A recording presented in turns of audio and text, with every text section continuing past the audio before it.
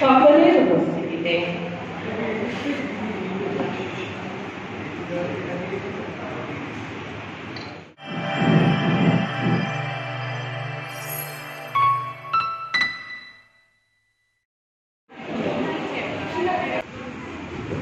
আনন্দ প্রকাশন থাকবে না, আনন্দ প্রকাশন না থাকলে এতগুলির সংখ্যা থাকবে না। মঞ্চে আহ্বান জানাচ্ছি আনন্দ প্রকাশনের কর্ণধার নিগমানন্দ মণ্ডল মহাশয়কে। শহীদ বৈদ্য মহাশয় সরাসরি দেখে নেব মঞ্চে। সঙ্গে মঞ্চে আহ্বান জানাবো লেটেস্ট ম্যাগাজিন ফোরাম সম্পাদক প্রিয়াঙ্কি বসু মহাশয়কে।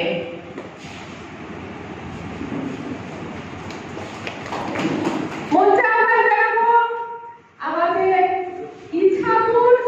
ইছাপুরের সংস্কৃতি স্তব্ধ হয়ে যাবে যার উপস্থিতি বিনা, ইছাপুরের সাহিত্য স্তব্ধ হয়ে যাবে যার উপস্থিতি বিনা।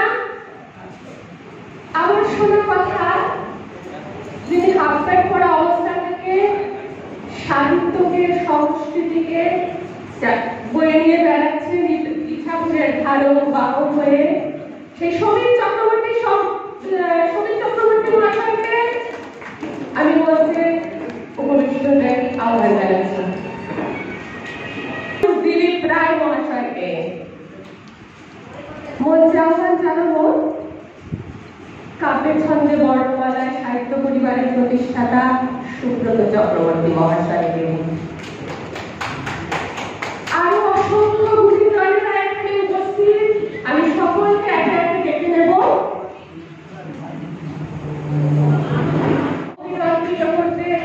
আমি অনুরোধ করবো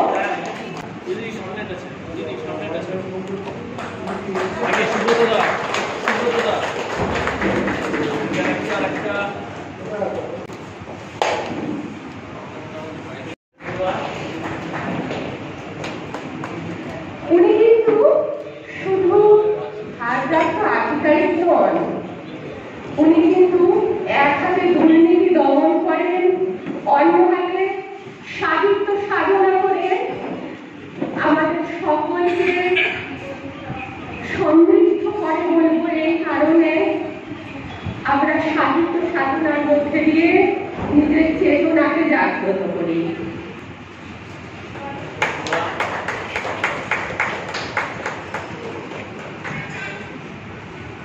এবার নিগমানন্দ মণ্ডল মহাশয়কে।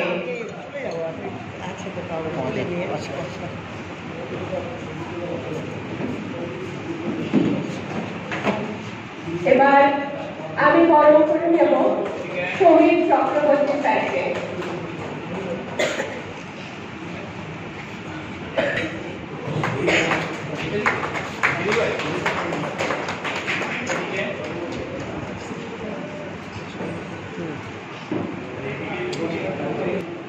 প্রাণের মানুষ, খুব কাছের মানুষ, খুব প্রিয় মানুষ, প্রাবন্ধিক, একজন বিশিষ্ট প্রাবন্ধিক দিলীপ রায় মহাশয়কে বরণ করে দেব।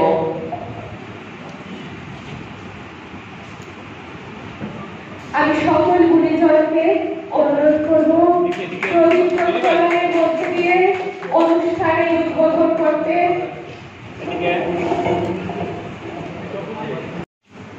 এক বিশিষ্ট লেখনী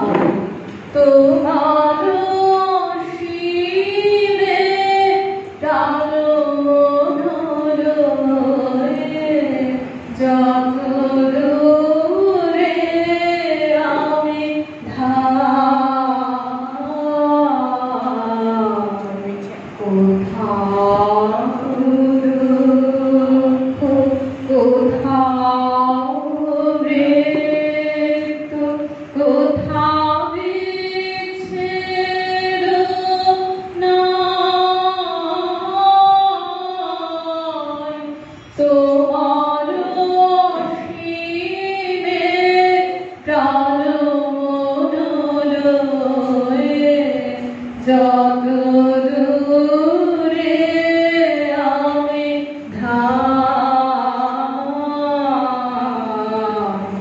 মৃত্যু সে ঘরে মৃত্যুর দুঃখ হয় হে দুঃখের মৃত্যু সে ঘরে মৃত্যুর দুঃখ হয় হে দুঃখের তোমাকে যাবে হইলে বিমুখ আপনার পানে চাই তোমার শিরে প্রাণ মনোরয়ে যত দূরে আমি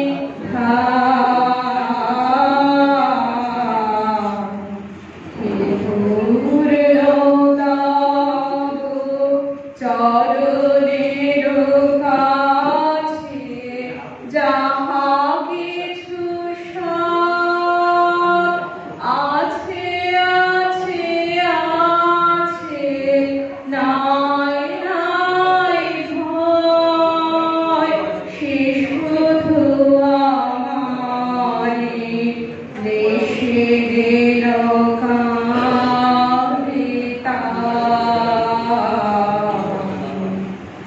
অন্তর গ্লানি সংসার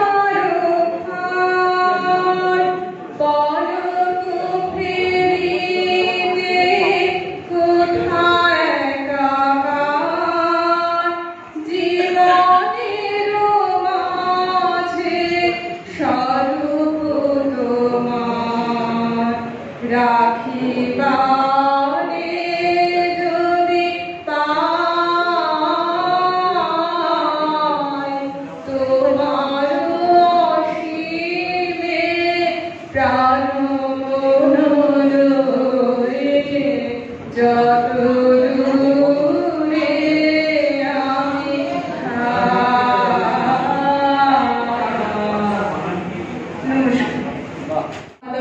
সুব্রত চক্রবর্তী মহাশয়কে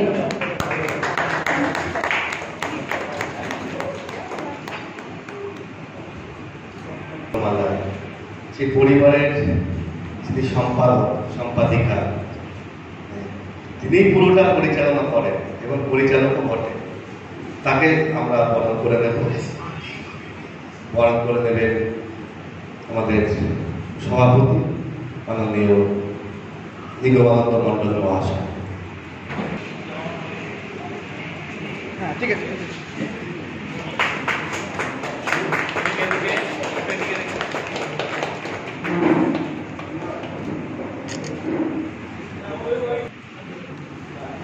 আমাদের 10টায় শুরু করবো বলেছিলাম, কিন্তু বহু দূর দূর থেকে সবাই এসেছে।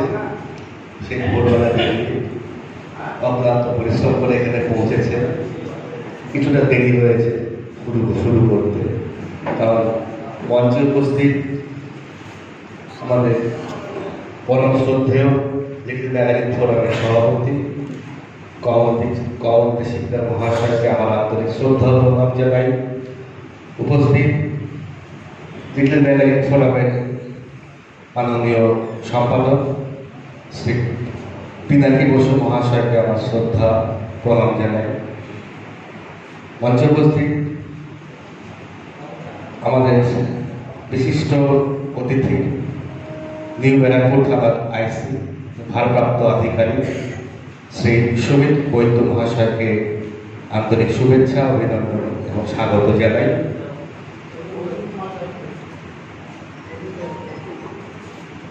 মঞ্চে উপস্থিত রয়েছেন আমাদের বিখ্যাত প্রাবন্ধিক সমাজসেবী শ্রী দিলীপ রায় মহাশয়কে আমার শুভেচ্ছা অভিনন্দন জানাই এবং প্রণাম জানাই। এবং আমাদের লোকাল গার্জিয়ান এই পরিবারের থেকে অভিভাবক সম ইছাপুরের বুকে আমরা একটা অনুষ্ঠান করবার যে দুঃসাহসিক পদক্ষেপ নিতে পেরেছি, তার পেছনে সদা সর্বদা যার হাত আমাদের মাথায়, এবং শুধু হাত আশীর্বাদের হাত নয়, ওনার শত কর্মব্যস্ততার মধ্য দিয়েও আমাদেরকে সবসময় উপদেশ দিয়ে গেছেন, সাহস জুড়ে গেছেন। তিনি আর কেউ নন, আমাদের পরম শ্রদ্ধেয় স্যার, শিক্ষক মহাশয়, সমাজসেবী এবং নোয়াপাড়া থানার বহু বছর ধরে তিনি আছেন শান্তি রক্ষা কমিটির অন্যতম সম্পাদক, বিশাল গুরুভার তার উপরে শ্রী সমীর চক্রবর্তী মহাশয়কে আমার প্রণাম জানাই, শুভেচ্ছা জানাই।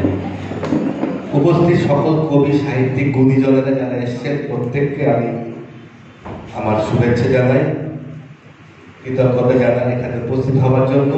আপনারা যে আমাদের তাকে সাড়া দিয়েছেন, এই লেখালেখির জগতে রয়েছে, এখানে এসেছেন, তার জন্য শুভেচ্ছা জ্ঞাপন করছি, ধন্যবাদ জানাই। সঙ্গে থাকুন।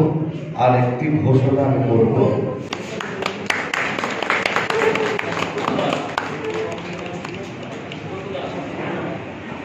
আমি স্মারক সম্মানে সম্মানিত করব আমাদের নিউকালেপুর থানার ভারপ্রাপ্ত আধিকারিক, সঙ্গের সাহিত্য সাধক সুমিত বৈদ্য স্যার মহাশয়কে।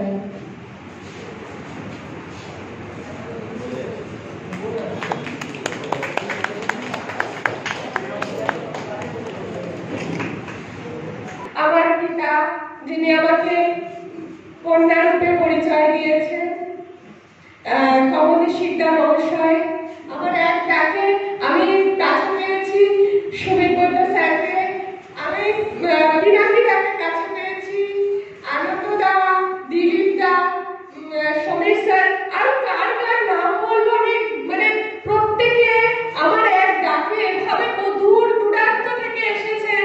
আমি সত্যি সমৃদ্ধ, আমি আপ্লুত, আমি বিগলিত। সুব্রত চক্রবর্তীকে মঞ্চে আহ্বান জানাবো, বরণ করে নিতে বলবো, স্মারক সম্মানে সম্মানিত করতে বলবো লিটল ম্যাগাজিন ফোরাম সম্পাদক পিনাকি বসু মহাশয়কে।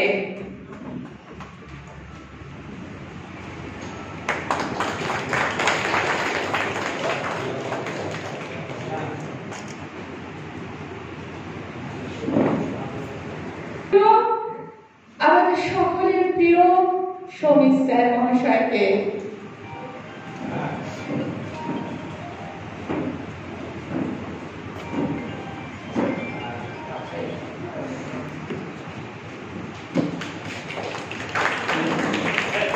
এবার আমি স্মারক সম্মানে সম্মানিত করব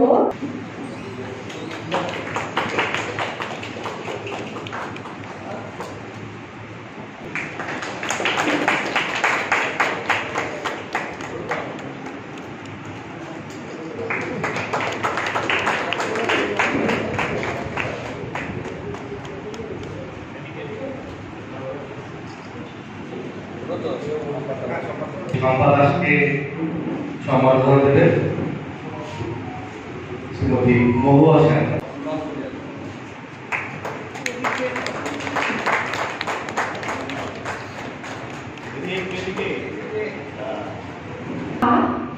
এবং কিছু কথা শুনে নেব মাননীয় কমলেশ শিকদার মহাশয়ের কাছে, লিটল ম্যাগাজিন ফোরাম সভাপতি কমলেশ শিকদার মহাশয়।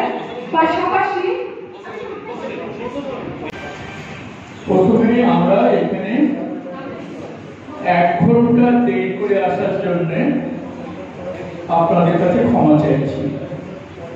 আসলে গাড়িটা আসবার সময় খারাপ হয়ে গিয়েছিল, আর এটা তো বোঝেন গাড়িরা কখনো কবি সাহিত্যিকদের কথা শোনে না, তাদের মতো চলে। যাই হোক, শেষ অব্দি আসে গিয়েছে। এসে এই যে হল ভর্তি যে শ্রোতারা রয়েছেন তাদের কাছে আমি কৃতজ্ঞতা জানাচ্ছি কলকাতা থেকে। আমি এক 87 বছরের বৃদ্ধ, তবে আমার আসতে পেরে খুব ভালো লেগেছে। এখানে এসে দেখলাম মঞ্চে আমার পাশে সুমিত কুমার বৈদ্য। সুমিত কুমার বৈদ্য এখানকার ব্যারাকপুরের প্রধান। আমার ভালো লাগে যে আমার এই বৃহৎ জীবনে আমি অনেক আরক্ষা বাহিনীর কর্তাদের দেখেছি যে তারা কবিতা লিখেন, গল্প লেখেন। আমি কিছু পুরোনো দিনের বীরেন সাহা ছিলেন কমিশনার, তারপর তুষার তালুকদার ছিলেন, দীপক পুত্র ছিলেন, যারা আমাদের খুব কাছের লোক ছিলেন, যারা লেখালেখির সঙ্গে ছিলেন। আয়ান রশিদ খান আপনারা তো জানেন, সবাই আমাদের বন্ধু বান্ধব ছিল। আয়ান তো মারা গিয়েছেন। এইরকম আমি দেখেছি যে আরক্ষা বাহিনীর কর্তারা যারা লেখালেখির সঙ্গে থাকেন তারা একটু বেশি মানবিক হয় বলে আমার ধারণা। আমি জানি এদের অনেক রূঢ় হতে হয়, অনেক অ্যাডমিনিস্ট্রেশনের চাপ সহ্য করতে হয়। আমিও এক সময় ওয়েস্ট বেঙ্গলের একটি ডিপার্টমেন্টের চিফ ছিলাম। আমি দেখেছি মন্ত্রী থেকে আশেপাশে যাদের মন্ত্রীর যারা পদস্থ চেলা তাদের চাপ বেশি। এগুলো সবার জীবনে আসে, আমাদের জীবনে এসেছে। বর্তমানে যারা অ্যাডমিনিস্ট্রেশনে আছেন তাদের এই চাপ নিতে হয়। তবে যারা বিশেষ করে সাহিত্য সংস্কৃতির কাছে আছেন তারা চাপ নেবেন অবশ্যই, কিন্তু তারা মানবিক, আমি বিশ্বাস করি তারা মানবিক থাকবেন। আমি জানি সবসময় সব কাজ করা ঠিক করা যায় না, নানা রকম চাপ থাকে, আমি ব্যাপারটা জানি। যাই হোক, আইসি সাহেব এখানে এসেছেন, আমি বিশেষ করে তাকে ধন্যবাদ দিচ্ছি। তিনি সাহিত্য সংস্কৃতির সঙ্গে আছেন। আর এই এর সঙ্গে যারা আছেন, এই অনুষ্ঠানের সঙ্গে যারা আছেন, আমি দেখলাম নিগমানন্দ মন্ডল, তিনি আনন্দ পাবলিকেশন বলে একটি সংস্থা চালান। আমার ভালো লাগে নিগমানন্দ মন্ডল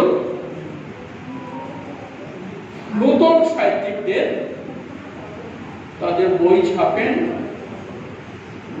একেবারে নিম্নতম মূল্যে বই ছাপেন। এটা আপনি ভালো কাজ করেন। আমাদের পিনাকি ঘোষ এসেছেন, আমাদের ডিগ্রি ম্যাগাজিন ফোরাম বলে একটি সংস্থা আছে, যার প্রধান ছিলেন কবি শঙ্কর ঘোষ, মারা গেছেন। এখন কবিতা সরকার আছেন, ভাষাবিদ। এইরকম আর আমরা কিছু আছে 80 জন। আমরা প্রতি মাসে আমরা শ্যামবাজারের অনুষ্ঠানে বসে কবি সাহিত্যিকদের কথা শুনি।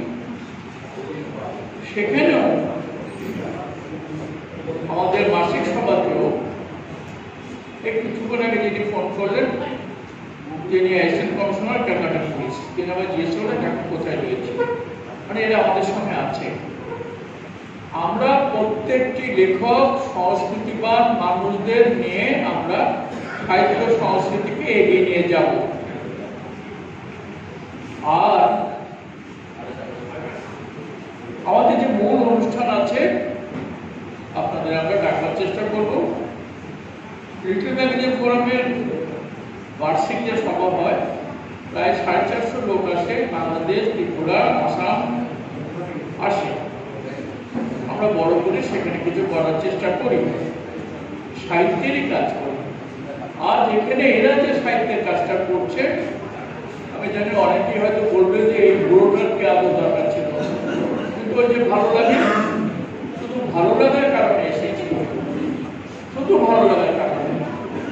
মঞ্চে আর যারা আছেন,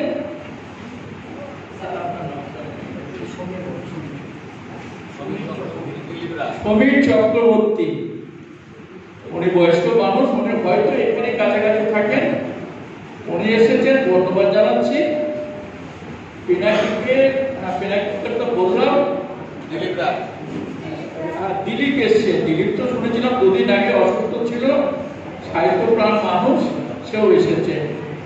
আপনারা যারা এসেছেন, ও কবি অরুণ দত্ত এসেছেন। আচ্ছা আচ্ছা আচ্ছা আচ্ছা, আমি চোখের দৃষ্টিটাও গেছে, কি করবো বলেন, গেছে, মানে আমি ঠিক দেখতে পাচ্ছি না আর কি। আচ্ছা, উনি এসে গেছেন, আমার খেয়াল করিনি। আচ্ছা, যাই হোক, আপনারা বিশিষ্ট জন যারা এই মারমুখী দিনে আপনারা সাহিত্যের জন্য এসেছেন, আমরা যারা কোন সাহিত্যিক সংস্কৃতিবান, আমরা জানেন তো মারামারি করতে পারি না, ওয়াগান ভাঙতে পারি না, কমুটারি করতে পারি না, কিছুই করতে পারি না, আমরা তো সমাজের অকেজ লোক। কিন্তু এই অকেজ লোকরা দুটো লাইন লিখে যেতে চাইছি। আমি জানি আমাদের এই দুটো লাইনে কারুর দেওয়ালের একটি ইট সরানো যাবে না। আমি জানি এসব জেনেও আমরা লিখি। কেন লিখি? এটা কবি, সাহিত্যিক, লেখকদের এটা দায় বলে মনে করি। সমাজের প্রতি তাদের দায়িত্ব তারা পালন করছে। উদ্বোধন করে দিয়ে গেছেন প্রণববাবু ছিলেন, আপনারা জানেন কোথায়, নিশ্চয়ই জানেন। উদ্বোধন করে দিয়ে গেছেন আমাদের ভূসন্ধ বলে একটা সংস্থা ছিল, মানে সমাজ বসু, পুনিত গাঙ্গুলি, বুদ্ধদেব গুহ, যা সব ছিল সেই সময় আর কি। সুবিনয় রায়, অপর্ণা সেন বলে একজন অভিনয় করতো, এখন পরে বোধ হয় তিনিও আমাদের মেম্বার ছিলেন, সৌমিত্র চট্টোপাধ্যায় মেম্বার ছিলেন। এরকম একটা গ্রুপ ছিল। আর পুলিশের ছিল আইন রশিদ খান ছিল, আপনার রাজচুদ্দা বললে চিনবেন কিনা, সিআইডিতে ছিলেন আর এন চৌধুরী বলে। যাই হোক, তুষার তরফদার ছিলেন। এরা সব একসঙ্গে বসতাম, আমরা কবিতা পড়তাম, গল্প পড়তাম, নানা বিষয় নিয়ে আলোচনা করতাম। সেসব দিন বড় ভালো দিন ছিল। সেই রকম একটি অনুষ্ঠান দিল্লিতে হচ্ছে। একটি মেয়ে, আসলে আমি জানি না, এই বয়সেও না আমি পৃথিবীর সব নারীদের সুন্দরী দেখি। কি করবো বলুন, আমি আমার নাতনিকেও সুন্দরী দেখি। এখানে যেসব মহিলা আছে তাদের প্রত্যেককে আমি সুন্দরী দেখি, এটা আমার অভ্যাস। তো আমি এইরকম একটি জায়গায় কবিতা পাঠ হচ্ছে, আমি আর নবনীত দেখছেন এক জায়গায় বসে আছি, ফরিদা, শক্তিদা, নীরেন দেখতে ওই কোনার দিকে রয়েছে। যে মেয়েটি গান গাইছে, একে মেয়েটা সুন্দরী, তারপর ওইরকম ভাবে রবীন্দ্রসঙ্গীত গাইছে। আমি হতবাক হা করে তাকিয়ে আছি। ওইরকম তাকিয়ে থাকার ফলে আমাকে নবনীতা দেখছেন, হঠাৎ কোনোই দিয়ে একটা ধাক্কা মারলো, দেখে বললো এরকম অশোকের মতো দাঁড়িয়ে আছো কেন? ওই আমাকে তো কবে তুমি দেখলে না? আমার তখন মুক্তি বেরিয়ে এসেছিল, দেখো তোমাকে অমর্ত্য সেন দেখেছে, পুনিত গাঙ্গুলি দেখেছে, এখন কিছু বুদ্ধ দেখছে। আমার সেখানে লাইনে কোথায় আছে ভাই, সেই জন্য পারিনি। তা যাই হোক, সেই সময় একটি কবিতা বেরিয়েছিল, সেবার পুজোর সঙ্গে 8 বছর বেরিয়েছিল। কবিতাটা এইরকম: বৈদুর্য শরীর জুড়ে তার রবীন্দ্র গান, বৈদুর্য শরীর জুড়ে তার রবীন্দ্র গান, ওই গাও কি, ওই কণ্ঠ অন্তরা ছুঁয়ে সঞ্চারিতে এমন যেন দেবী দেবী মাদল বেজেছে পাহাড় চূড়োয়। চাঁদ ডুবে গেলে অন্ধকারে খুব নিকটে বসে এক অপান্ত কবি ভূজ্রপত্রে শেষতম প্রণয় গাথা লিখে যাবে বলে অশ্বারোহী সবাইয়ের কাছে পেতেছে হাত। প্রণম্য অগ্নি চিতা কাঠ তিলের দ্বারাও না হয় শ্মশান ডোমের কাছেই রেখে যাব পূজা। ওরে সর্বনাশী, ওরে সর্বনাশী, কি গুণ করেছে দেখো, এই গাও কি, ওই কণ্ঠ, হায় ঈশ্বর, কেন সহস্র আঁখি দিলে না? দুটি চোখ নারীকে কতটুকু শিখে নিতে পারে ঈশ্বর, কেন সহস্র আঁখি দিলে না? পরের কবিতা এবং শেষ কবিতা। আসলে সম্প্রদায় বসে আছেন আমার পাশে, এটা এখানে যেসব মহিলারা আছেন সবাই আমার মেয়ের বয়সী, সেই জন্যই বলতে সাহস করছি, কেউ কেউ নাতনি বয়সী, ওই জন্যই বলতে সাহস করছি।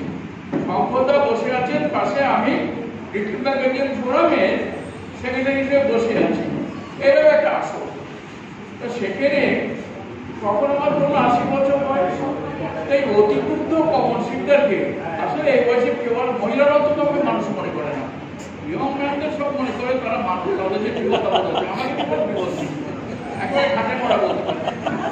এই কারণে সেই মহিলা আমাকে ইশারায় ডাকলো, সম্পদার পাশ থেকে আমি উঠে যে মহিলা ঘরের বাইরে বারান্দায় নিয়ে গেল।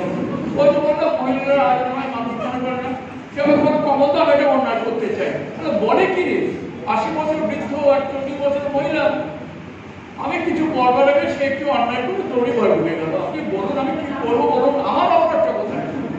আমি একটা কবিতা লিখেছিলাম, উপহার দিলে সেই অলৌকিক ক্ষণ, একই ভ্রম একই মায়া, যেন ভিখিরিকে পরমান্ন দিলে তুমি পরন্ত বেলায়, কবি বোঝে না কোন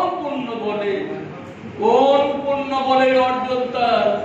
মাদল বেজে ওঠে বিসমিল্লাহ খানের সানাই, সুচিত্রাদির কণ্ঠে রবীন্দ্র গান, সঙ্গত কারণে সময় তার ধাবমান অর্থের অভিমুখ বদল করে সুন্দরের সম্মুখে এসে দাঁড়ানো হতবাক। কবি তখনও ঋণীর সম্মুখে নত জানু, মন্ত্রোচ্চারণের ভঙ্গিতে বলে চলেছেন, আমাকে যোগ্য করো,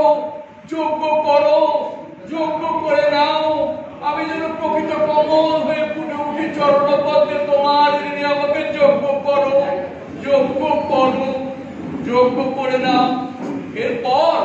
এরপর যদি ঈশ্বরেরও আর কিছু করার থাকে না, কারণ তখন পৃথিবীর সমস্ত সাধকদের ওম মন্ত্রোচ্চারণের সঙ্গে আমাকে যোগ্য করে নাও ধ্বনি মিলেমিশে একাকার হয়ে গেছে, যেন নারী প্রেম আর ঈশ্বর প্রেমে কোনো বিভেদে নেই। আমাকে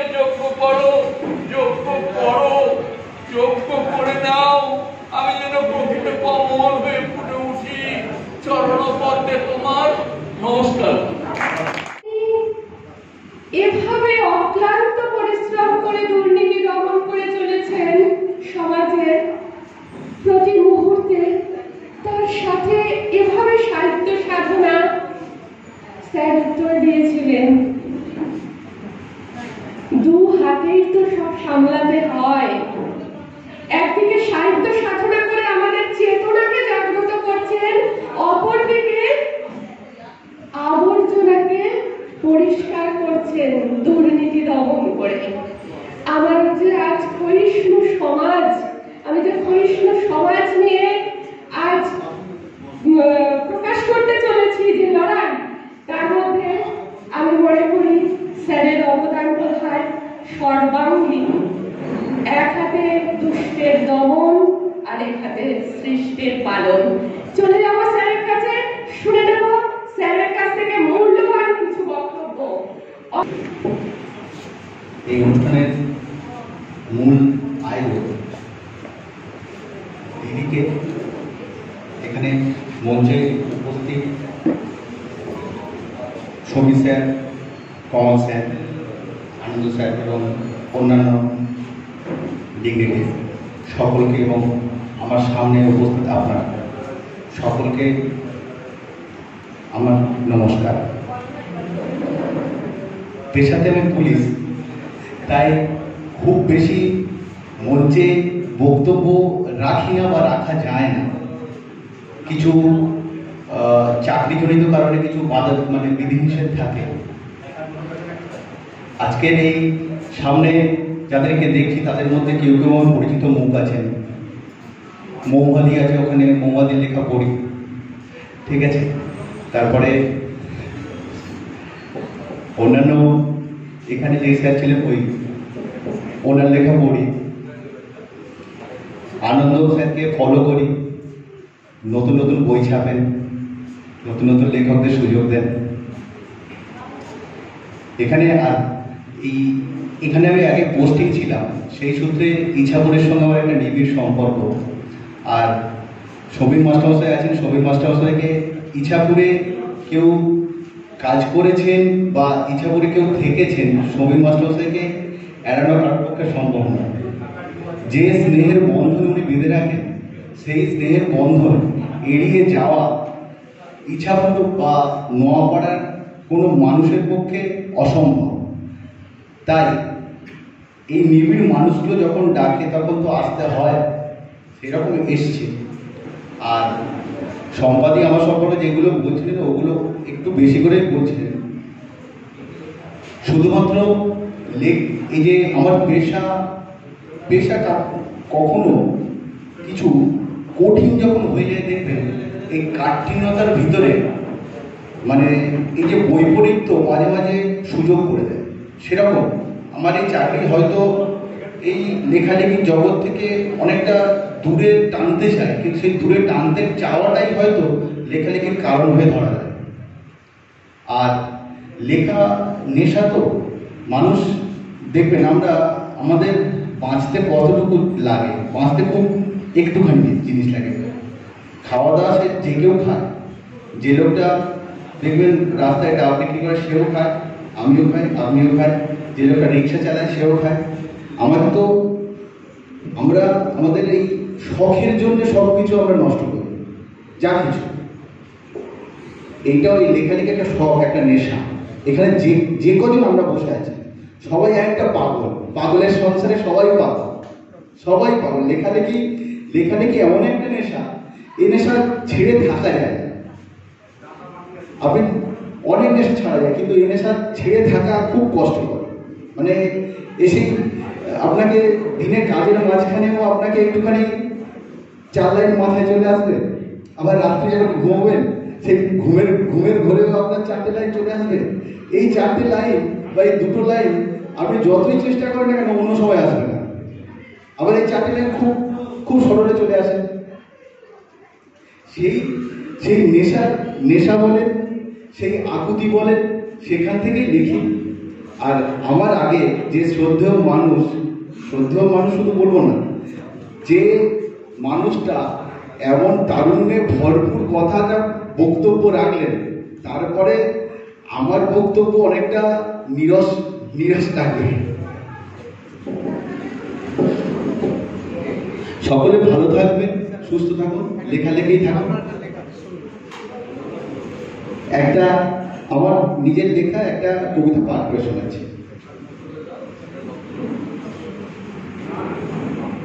কবিতার নাম প্রিয় রোদ। প্রিয় রোদ, তুমি আকাশ ছুঁয়েছ, আমার তো ছোঁয়নি কখনো। আমি বসে থাকি তোমার প্রতীক্ষায়, আজন্ম শীতলতা বুকে নিয়ে। আমি জোছনাকে দেখে হাত বাড়িয়েছিলাম, সেও হাত ধরে। দেখেছিলাম বাঁকা ক্রূর হাসি তার ঠোঁটে, বলেছিল রোদের প্রতীক্ষা করতে। আজও তোমার জন্য বসে আছি প্রিয় রোদ, অসীম শীতলতা বুকে নিয়ে। স্যাঁতস্যাঁতে গুমট অন্ধকার, তবু বসে আছি স্বপ্ন বুকে নিয়ে। প্রিয় রোদ, তোমার জন্য আকাঙ্ক্ষিত কৈশোর যৌবন সব সপেছি তোমায়। অভিমানী কাজল মেখেছি 2 চোখে, বসেছি পশার সাজে মোহময়ী সাজে, তোমার আবদার মেটাতে সব কিছু দিয়ে। প্রিয় রোদ, তুমি আকাশ ছুঁয়েছ, আমায় তো ছোঁয়নি কখনো। আমাদের নোয়াপাড়ার একজন আধিকারিক, আমরা ঋদ্ধ, আমরা গর্বিত স্যারকে সঙ্গে পেয়ে। স্যারকে উত্তরীয় পড়িয়ে আমি বরণ করে নিতে বলবো সুব্রত চক্রবর্তী মহাশয়কে। ভাস্বতী রায়কে মঞ্চে আহ্বান জানাবো স্যারকে স্মারক সম্মানে সম্মানিত করতে।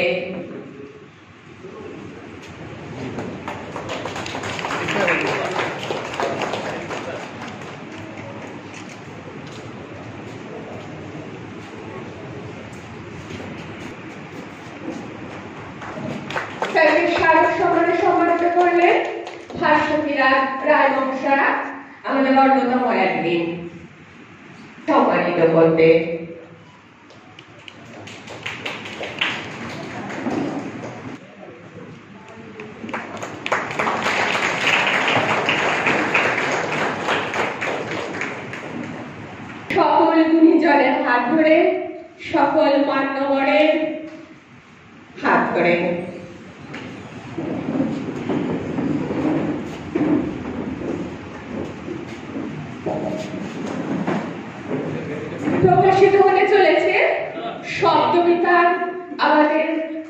বাৎসরিক সাহিত্য পত্রিকা।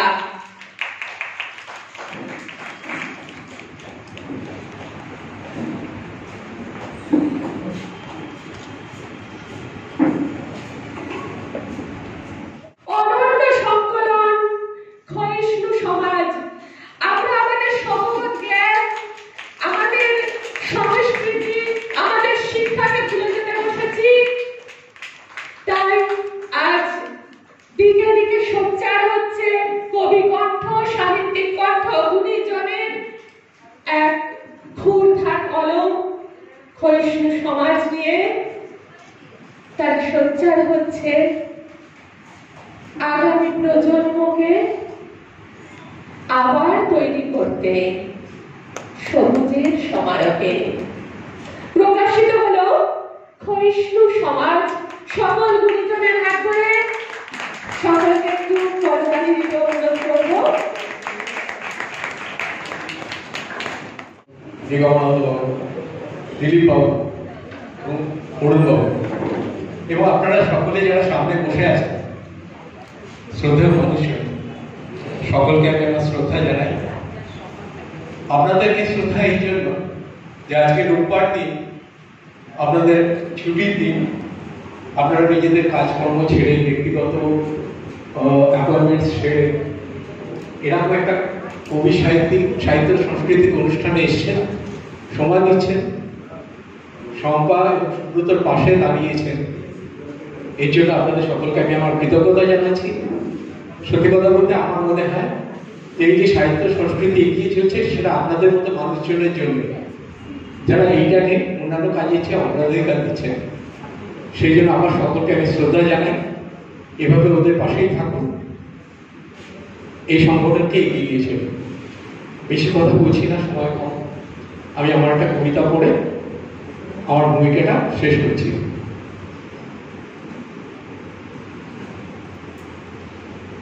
আমার বাবা ছিলেন ক অক্ষর গোমাংস। তার রস্বই দীর্ঘই জ্ঞান ছিল। অক্ষরবৃত্ত, মাত্রাবৃত্ত এসব তো নয়। তবু তিনি আমার প্রতিটা কবিতা মন দিয়ে শুনতেন। আমার বাবা থেকে চন্দ্রবিন্দুরা যখন দাবা খেলত, বাবা বলতেন এরা তো নিছকই বোর্ডে। বাবাকে রাজা বেটা বলতেন। কোনো কোনো কবিতা ওজনে ভারী হতো। কবিতার পাতাটা হারিকেনের আলোয় ধরে বাবা ভিতরের আমিটাকে খুঁজতেন। আলোরা বাবাকে মস্ত আমির কথা বলতো। বাবা গালে হাত দিয়ে আকাশ পাতাল থাকতেন। বাবাকেই তখন আমার একটা কবিতা বলতো। নমস্কার। শ্রদ্ধেয় আইসি রয়েছেন, সুবীর বাবু রয়েছেন, আমাদের চির সবুজ 87 বছরের যুবকের কথা বলেন, প্রেমের কথা বলেন কমলদেব সিকদার রয়েছেন, আমাদের এখানকার প্রখ্যাত ব্যক্তিত্ব রয়েছেন আমাদের পিনাকিদা, দিলীপদা এবং বর্ষিয়ানগর, এবং আমার সামনে উপস্থিত যে সমস্ত সাহিত্যপ্রেমী বন্ধু আজকে শম্পা এবং সুব্রতর ডাকে উপস্থিত হয়েছে, প্রত্যেককে আনন্দ প্রকাশন ও কাব্যছন্দের পক্ষ থেকে কৃতজ্ঞতা, শুভেচ্ছা ও শ্রদ্ধা জানাচ্ছি। আজকে যে সময়ে দাঁড়িয়ে আমরা এই বাংলা ভাষার চর্চা করছি, সেই সম্পর্কে দু চার কথা বলার আগে আমি সবার কাছে আবেদন করব যে শম্পা এবং সুব্রতর জন্য একটু করতালি দিয়ে অভিনন্দিত করব। কারণ এই বাংলা ভাষাকে বাঁচিয়ে রাখার তাগিদ নিয়ে যারা অহরহ নানান চিন্তা ভাবনার মধ্যে দিয়ে, নানান বুদ্ধিমত্তার মধ্যে দিয়ে খেলতে খেলতে সাহিত্যকে একটা আঙিনায় নিয়ে আসার চেষ্টা করছেন এবং বাংলা ভাষাকে বাঁচিয়ে রাখার তাগিদ দিচ্ছেন, তাদের প্রতি অবশ্যই আমাদের শ্রদ্ধা জানানো উচিত। কারণ এই সময় দাঁড়িয়ে বাংলা ভাষা নানান দিক দিয়ে তাকে কোণঠাসা করার একটা প্রক্রিয়া কিন্তু চলছে। আপনি বাংলার বাইরে যখন বাংলা ভাষা বলছেন তখন বাঙাল, আবার যখন আপনি এই যে রাষ্ট্র বাংলা ভাষায় চলত সেখানে একটা অরাজকতা চলছে, এইরকম জায়গায় দাঁড়িয়ে আমার বাংলা ভাষা মায়ের ভাষা, যে ভাষা the sweetest language of the world, যে ভাষা বিশ্বের মধুরতম ভাষা, সেই ভাষাকে নানানভাবে তার ভাবিয়ে দেওয়ার একটা প্রক্রিয়া চলছে। এই প্রক্রিয়ার মধ্যে দিয়ে যারা এখন চর্চা করছেন তাদের আমি কৃতজ্ঞতা জানাই প্রকাশক হিসেবে। তো বর্তমান সময় দাঁড়িয়ে যারা লেখালেখি করছেন তাদের উদ্দেশ্যে দু চার কথা বলি। যে চর্চাটা করছেন খুব শ্রদ্ধার সঙ্গে, আন্তরিকতার সঙ্গে যদি আমার এই মায়ের মধুর ভাষাটিকে শ্রদ্ধার সঙ্গে নিয়ে চলেন এবং যারা লিখছেন তারা যদি সঠিকভাবে শব্দ চয়ন বয়ন তাল ছন্দ অলঙ্কার নিয়ে চলেন, তাহলে মনে হয় আমার এই মায়ের মধুর ভাষা সবার মধ্যে কল্লোলিত হবে এবং আমাদের পরবর্তী প্রজন্ম এটাকে ধরে রাখার চেষ্টা চালাবে। তো বর্তমান সময়ে যারা লেখালেখি করছেন তাদের উদ্দেশ্যে দু এক কথা আরো বলি যে এখন আপনারা লিখতে গিয়ে খুব ভালো একটা লেখা লিখছেন, লিখতে লিখতে হঠাৎ আপনার একটা শব্দে কোন একটা পতন ঘটলো, তখন আপনি কি করলেন? টুক করে অ্যাপটা খুললে সেখান থেকে শব্দ চয়ন করলেন। যে শব্দটি চয়ন করলেন সেই শব্দটি কিন্তু আপনার ওই জায়গায় সঠিক নয়, অ্যাপ্রোপ্রিয়েট নয়, অথবা আপনি প্রয়োগ করলেন। তাতে কি হলো? আপনার লেখাটা কিন্তু কলুষিত হলো। আমি ভালোবাসি, আমরা যতবার প্রকাশক করছে ভয়াকার লয়কার, আপনি কেটে করছেন ভয়াকার ল ভয়াকার লব্ধ সহস্র। অ্যাকচুয়ালি ভয়াকার ল যখনই দিলেন ওটা হয়ে গেল কপাল, কপালবাসী হয় না, ভালোবাসি লয়কার দিতেই পারে আপনাকে। তাই এক নির্ভরণা ত্যাগ করে আপনি আপনার জানা যে বাংলা ভাষা যে শব্দ চয়ন করেন আপনি করেন সেটা প্রয়োগ করুন, দেখবেন আপনি পাঠকের মধ্যে প্রবেশ করতে পারবেন। এবং যখন একজন কবি বা সাহিত্যিক তিনি আনন্দে লিখুন, দুঃখে লিখুন, বেদনায় লিখুন, যেভাবে লিখুন না কেন, তার অন্তরে যখন আন্তরিকতার সঙ্গে কোনো কিছু বেরিয়ে আসতে চায়, তখন তিনি যখন পাঠকের কাছে পৌঁছতে চান, তখন তার যে শব্দগুলো বেরিয়ে আসে সেই শব্দ যদি সঠিকভাবে প্রয়োগ করতে পারেন, পাঠক অবশ্যই আপনাকে দেবে।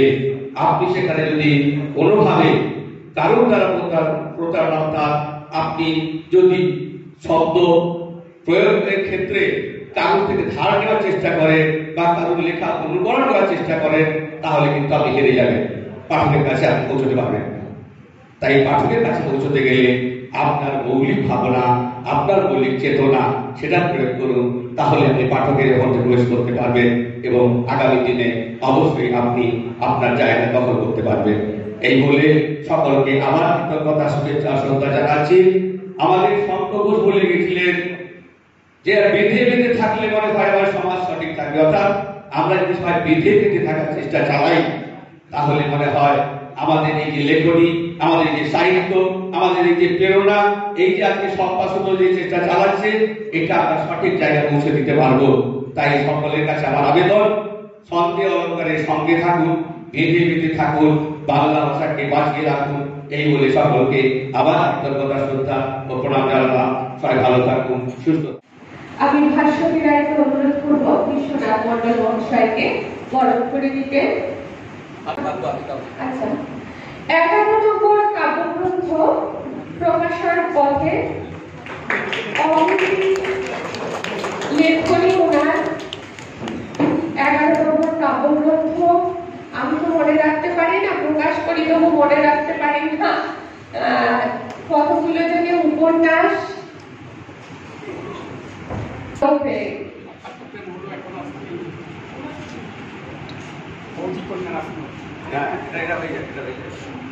আপনি দাঁড়ান, ওই সাইডে দাঁড়ান, ওখানে প্রকাশিত হতে চলেছে তার একক গ্রন্থ রসাক্ষরে।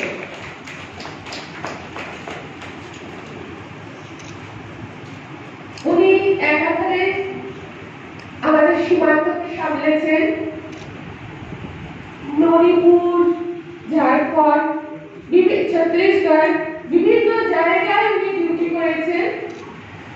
অথচ পাশাপাশি উনি অবসর সময়ে নিজের লেখনীতে সমৃদ্ধ করেছেন জগৎকে। পরবর্তীতে প্রকাশিত হবে ওনার আরেকটি উপন্যাস, ওনার দুটো উপন্যাস, আবার এখন আরেকটি উপন্যাস, আরেকটি কাব্যগ্রন্থ, আবার বইমেলার তৈরি হয়ে গেছে।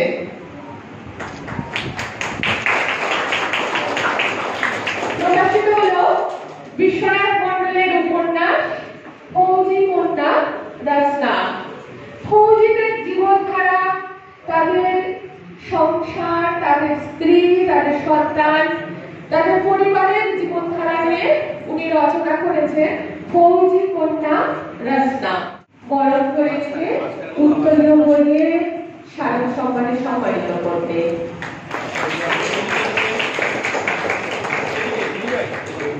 বিভার প্রথম কাব্যগ্রন্থ। বিভার সঙ্গে যখন প্রথম আমায় ফোন করে আমার সত্যি খুব ভালো লাগে। আনন্দ প্রকাশ থেকেই তোমার বই প্রকাশিত হবে। সে মধুর খনাগত সুদূর কোচবিহার থেকে এসেছে বিভা রায় প্রামাণিক। আমি বিভাকে বললাম, তুমি নিজে এসো, তোমার হৃদয় বিগলিত সন্তান, তাকে তুমি প্রকাশ করবে না, তাকে হয় তোমার হাত দিয়ে প্রকাশ পাক তোমার হৃদয় বিগলিত সন্তান।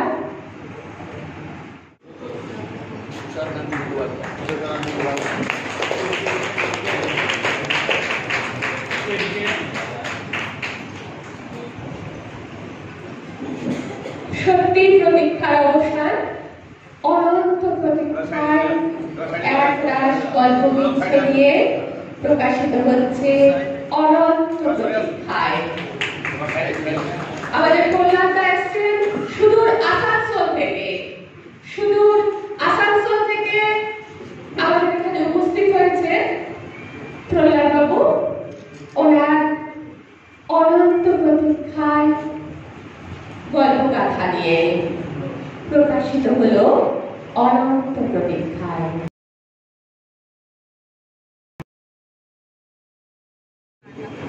প্রকাশিত হচ্ছে তুষারকান্তি মুখোপাধ্যায়ের অনন্ত গ্রন্থ। উনি এসেছেন সুদূর বর্ধমান থেকে। গ্রন্থের নাম বেলা শেষে।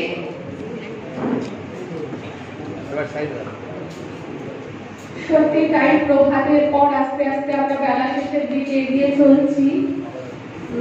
যাই হোক, দাদার বই প্রকাশিত হলো।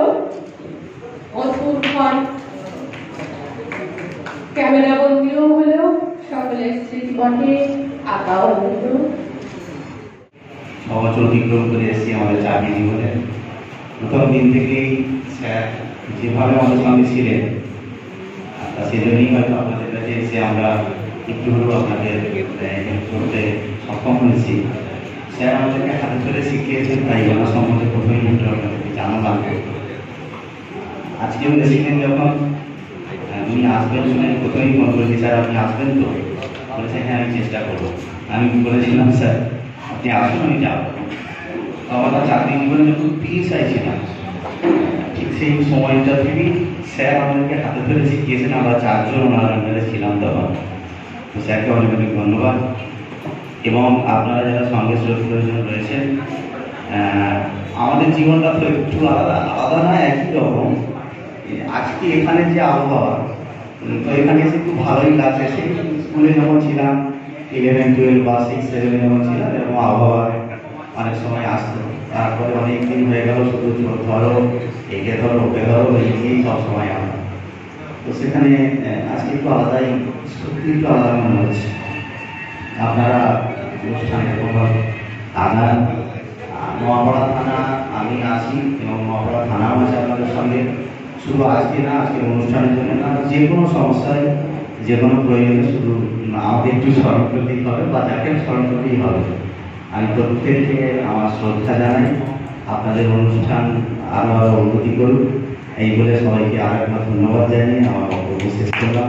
ভট্টাচার্য, প্রথমে দেবাশিস ভট্টাচার্য মহাশয়কে মঞ্চে আহ্বান জানাবো এবং ভাস্বতী দি, আমাদের অন্যতম অ্যাডমিন ভাস্বতী রায়কে অনুরোধ করবো উত্তরীয় বইয়ে এবং শারদ সম্মানে সম্মানিত করে দেবাশিস দাকে বরণ করে নিতে। আমি বলেছিলাম অবশ্যই উপস্থিত থাকতে হবে। এক রাস গল্প নিয়ে প্রকাশিত হতে চলেছে দেবাশিস দার একক গ্রন্থ এক দ্বারকার সোয়া ডজন কাহিনী, এক অনন্ত প্রতীক্ষার সমাপন।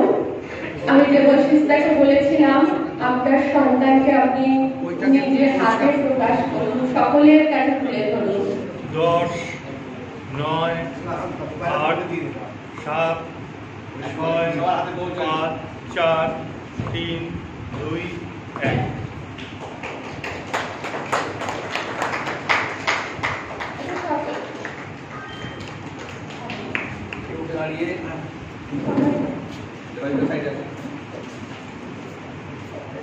সকল গুণীজনের হাত ধরে প্রকাশিত হচ্ছে এক দ্বারকার সোয়া ডজন কাহিনী, দেবাশিস ভট্টাচার্যের এক অনন্য গল্প গাথার রচিত একক গ্রন্থ এক দ্বারকার সোয়া ডজন কাহিনী।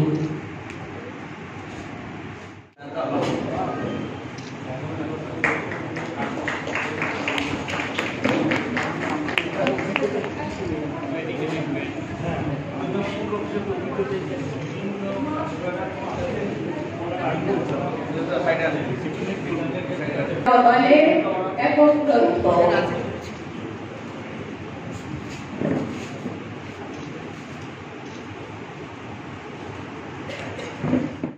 বরণ করে নিতে এবার আমি সুপ্রীতি বাগকে মঞ্চে ডেকে নেব।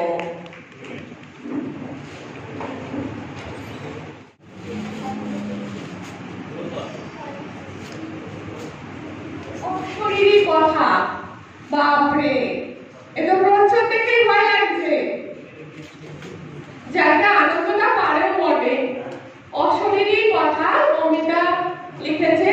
আমি শুভকামনা জানাই এই বইটি যেন পাঠক হৃদয়ে সমাদৃত হয়।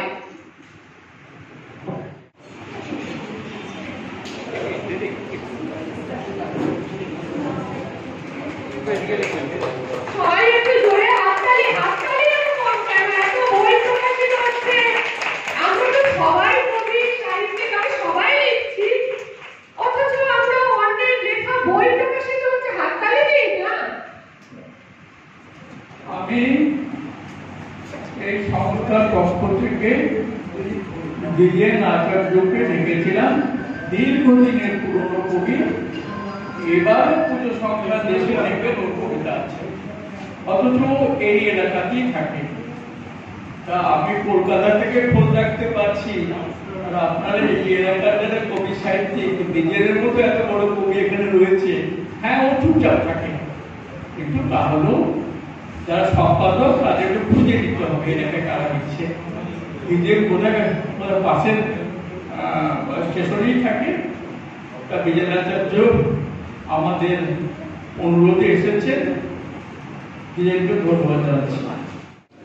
আপনারা যারা সমগ্র সাহিত্যে আছেন, বসে রয়েছেন, প্রত্যেকেই কবি সাহিত্যিক, বাংলা ভাষার তরে আজকে যে অনুষ্ঠান হচ্ছে, অনুষ্ঠানের মধ্যমণি যে সুব্রত চক্রবর্তী সম্পাদক সাথে ডাকে এসছে, প্রত্যেকে আমার হৃদয় থেকে, অন্তর থেকে অনেক আন্তরিক প্রীতি ও শুভেচ্ছা। সাহিত্য জগতে আসি, কিছুটা আইডিয়া করতে পারছেন যে বাংলা অপার বাংলা।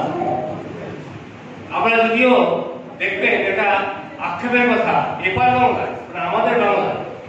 আমরা যারা সাহিত্য নিয়ে চিন্তা ভাবনা করি, চর্চা করি, বাংলা ভাষা প্রসিদ্ধকরণের জন্য কাজকর্ম করে চলেছে, আপনি করছেন, আমি দেখবেন মিডিয়া খুব কি করে একটা লাইনও লিখবেন, একটা লাইন দেখবেন। আপনারা এত কাজকর্ম করছেন, এত লোক এসছেন, আগরতলা থেকে দিদিভাই এসছেন, কুচবিহার থেকে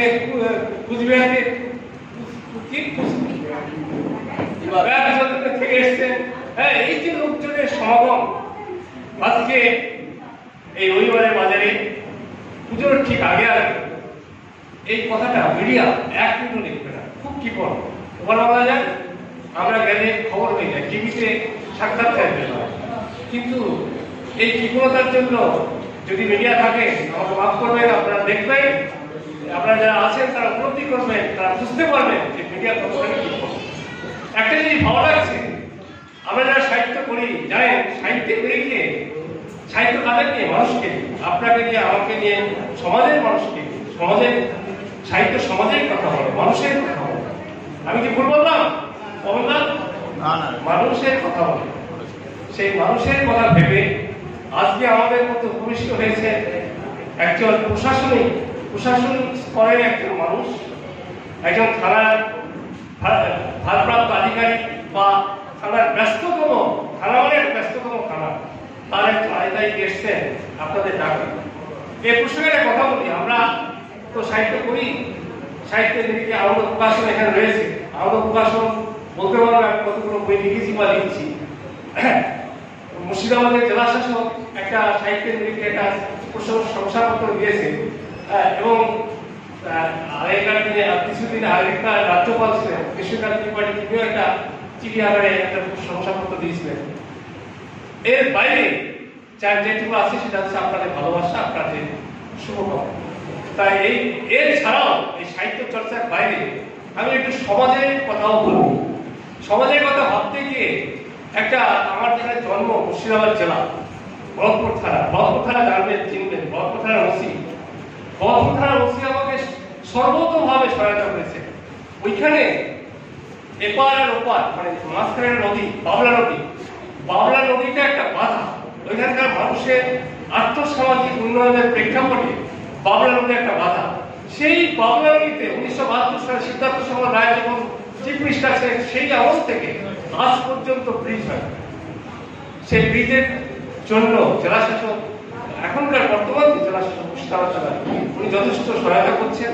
এবং নবান্নে তিনি নবান্নে এই পিডব্লিউডি দপ্তরে যারা আছেন আধিকারিক এবং সচিব, তারাও সহায়তা করছেন। তার বাইরে যিনি সহায়তা করছেন তিনি হচ্ছে বহরমপুর থানার ওসি। মাঝে মাঝে না অনেক গ্রাম বাংলার লোক, আমি কিন্তু কোনো পলিটিক্যাল ইয়ে না, আমার ব্যাকগ্রাউন্ডে কোনো পলিটিক্যাল ছাপ পাবেন না। আমার ভাষা, আমার কথা, আমার সবকিছু সাহিত্য সমাজের উদ্ধারে। আমার কথার চুল থেকে নিচে আমার সততা, আমার জীবন দর্শনে আছে সততা, কঠোর পরিশ্রম, নিয়মানুবর্তিতা, honesty, hard working and discipline, এটা হচ্ছে আমার জীবন দর্শন। সুতরাং আমি ওই পলিটিক্যাল ব্যাকগ্রাউন্ডে বলছি না, আমার পয়সাও নেই, কিন্তু মানুষের ভালোবাসা আছে। তাই যখনই দেখি ওই কাজটা একটু থেমে যায়, আমাদের লেগে থাকা মানুষ, আমার কথায় দেখবেন বারে বারে বলি লেগে থাকা, আপনার লেগে থাকার কথাটা পরে আসছে। যাই হোক, সব গ্রামের লোকজন নিয়ে বিডিও অফিসে ঘটনা পারলাম বা কোনো একটা অফিসে গিয়ে চাপ সৃষ্টি করলাম যে দেখুন মানুষের জন্য এই জিনিসটা দরকার, আপনারা একটু সহায়তা করুন। সেই প্রেক্ষাপটে ওইখানকার ওসি হাত বাড়িয়ে দিয়েছেন। এই জন্য প্রশাসনিক স্তরে যে একজন মানুষ এসছেন, তিনি সাহিত্যে টানে এসছেন, আপনাদের টানে এসছেন, এই জন্য তাকে সাধুবাদ জানাই। আরেকটা লেগে থাকা যেটা বললাম, আপনারা লেখা কি করছেন দেখবেন, অনেকেই বলবে কি সাদার কথা লেখো, সেটা কি করা যায়? কি বই বাইর করছো, সেটা কবিতার বই, কবিতা পড়ার সময় করতে কোথায়? এখন আমরা তো ডিজিটাল যুগে এসে গেছি, আমরা মোবাইল ফোনেই কবিতা পাই। ঘাবড়াবেন না, আমার বক্তব্য হচ্ছে ঘাবড়াবেন না, লেগে থাকবেন। হোঁচট খাবেন, এটা ঠিক, চলার মতো হোঁচট খাবেন, অনেক সমস্যা করবে, ঘাবড়ে যাবেন না, ছিটকে যাবেন না, লেগে থাকবেন, আপনার জয় হবে। সাহিত্যের দিকে আজকে এই যে সুব্রত বাবুরা লেগে আছেন, এই সুব্রত বাবুদের এই সংগঠন সাহিত্যের দিকে এবং সাহিত্য জগতে তাদের জয় হবে। আপনাদের এই লেখা আরো উন্নত হোক। এইখানকার প্রকাশক নিগমানন্দ মন্ডল একটা কথা বলেছেন যে আজকে বিশ্বের দরবার তাকিয়ে দেখুন, বাংলা ভাষার জয় জায়গা। উনি একটা শ্রুতিমধুর ভাষা হিসাবে বাংলা ভাষার স্বীকৃতি পেয়েছে ইউনেস্কো থেকে, সেটা উচ্চারণ করেছে। সুতরাং আপনাদের লেখার জন্যই তো হয়েছে। সুতরাং লেখা থাকুন, আপনাদের জয় হবে। নমস্কার। আজকে এই কাব্যচন্দ্রের বর্ণমালায় সাহিত্য পরিবারের সদস্যদের সঙ্গে একাত্ম হতে পেরে খুব সম্ভবত অনেকে বলেন রবীন্দ্রনাথ, আমার যতটুকু বরেন্দ্রনাথ ঠাকুর বলেছিলেন, প্রতিদিন আমরা ক্ষুদ্র তুচ্ছ একাকী, উৎসবের দিন এক বৃহৎ পরিবার। সুতরাং সত্যি আজকে একটা বৃহৎ পরিবার আমরা, এবং সবচেয়ে বড় কথা সমমনস্ক। মঞ্চে আছেন যে সমস্ত ব্যক্তিত্ব, বুঝতে পারছেন যে আমি একটু শুনলাম কমলার কথা, আমার অত্যন্ত কাছের লোক, মানে আশীর্বাদ হলো সুমিত বাবু, তার সঙ্গে দিগন্ত বাবু, দিলীপ বাবু, সবাই যারা রয়েছেন, এবং আজকে যারা এখানে বসে আছেন সামনে, তারা প্রত্যেকেই সম্মানিত ব্যক্তিত্ব। সুতরাং যথাযোগ্য স্থানে যথাযোগ্য সম্ভাষণ সম্বোধন জানিয়ে আমি বলি যে আমাদের এই বিষয়টা যারা এই নিয়ে আছেন তাদের প্রথমেই আমার অভিজ্ঞতার ভিত্তিতে বলি যে আমি কমলবাবুকে চিনতাম না, আজকে কমলদাকে এখানে দেখলাম। উনার যে বয়স, উনি যে বয়সে এসে যেরকম স্বাভাবিকভাবে উচ্চারণ করলেন, বললেন, এবং তার যা কার্যক্রম, যদি আমি সরাসরি কলকাতা যেতে পারি না, কারণ লোকাল নানা প্রোগ্রাম থাকে, আমার নানা বিষয় নিয়ে আছি, সুতরাং কবিদের সঙ্গে হয়তো একাত্মতা হতে পারে না, কিন্তু কমলদার বয়সে যতটা ফিট আছেন, এবং আমি আপনাদের সঙ্গে এটাও বলছি, দৃষ্টটা নেবেন না, আমার বয়সও 80, তা 80তে আমি অন্তত যেটুকু আছে আমার মনে হয়, আমার যে সহশিক্ষক, আমি শিক্ষকতা করেছি নামকরা স্কুলে, তা তারা যেভাবে আছে তার চেয়ে ভুল হয় আমি একটু ভালো আসি, কারণ আপনাদের সঙ্গে যে একাত্ম হতে পারছি, প্রতিদিন দৌড়াচ্ছি, আমার মনে হচ্ছে যারা একটু সৃজনে থাকে তারা ভালো থাকে।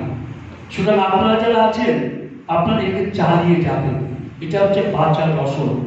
দৈনন্দিন জীবনে ঘাত প্রতিঘাত থাকবে, সাংসারিক নানা রকম টানাপোড়েন থাকবে, আমার পারিবারিক জীবনের অনেক কিছু আছে, কিন্তু সব কিছুর উপরে এই যে একটা চিন্তা ভাবনা, একটা অনুষ্ঠানে যাব, আমার লেখাটা একটু পড়বো, একটু শুনবো, এই যে পারস্পরিক একটা লেনদেন, ইন্টারাকশন, এটা জীবনের বিরাট প্রভাব।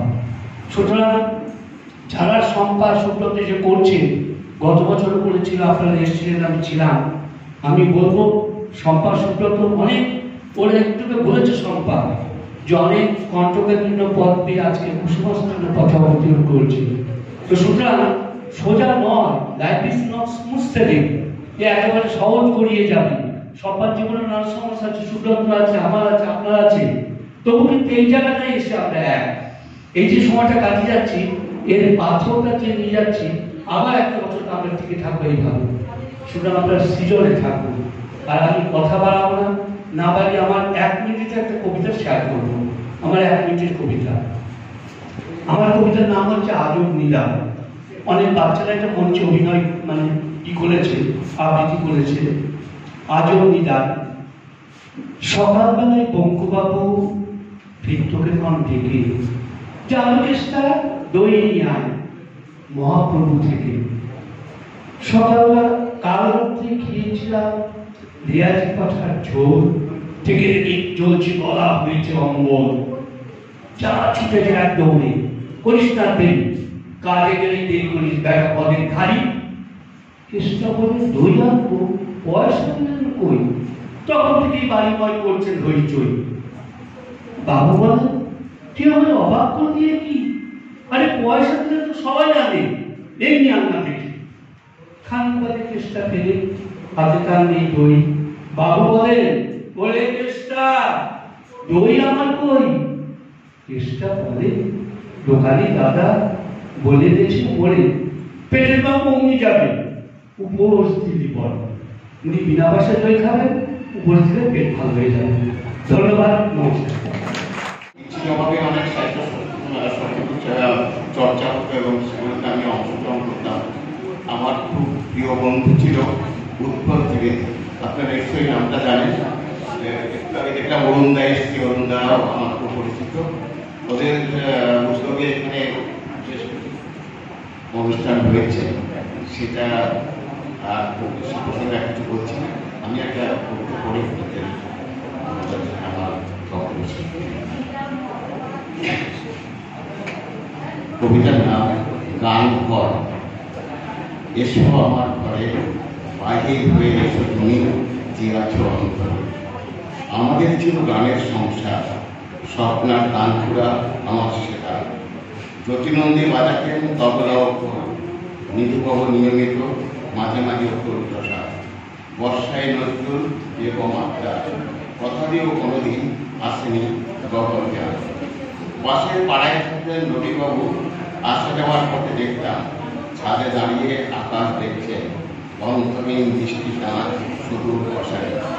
আমাদের গান ঘর এখন খণ্ডঘর, গানগুলোর ছেঁড়া তারে মাকসার জাল পরশের স্তর নিগুড়ের স্তর নাগনা তবু মাঝে মাঝে কেঁদে ওঠে বিষাদের সাথা সারা রাত বেহালার ঝড় টানে অন্ধ বুকে ধূপ জেলে বসে আছি আমাদের এই বিভিন্ন গান ঘরে গভীর অনুভূতি আছেন দেখিয়ার পাল হৃদয়ের বিশ্বাসে আর তুমি নিঃশ্বাসে তুমি ছাড়া কিছু নেই তোমার ভাষাতে অন্ধকারে আলোর আশাতে বেঁচে আছি আমি এই জগতে হৃদয় ভাঙা মানে আমার পৃথিবী উজাড় হৃদয়ে আমি আমার মাঝে প্রেমের জোয়ার তুমি আমার বাজার শক্তি আর প্রেমের ভক্তি হৃদয়ের আলোকে আলোকিত হয় প্রাণ শক্তি দুঃখের মাঝে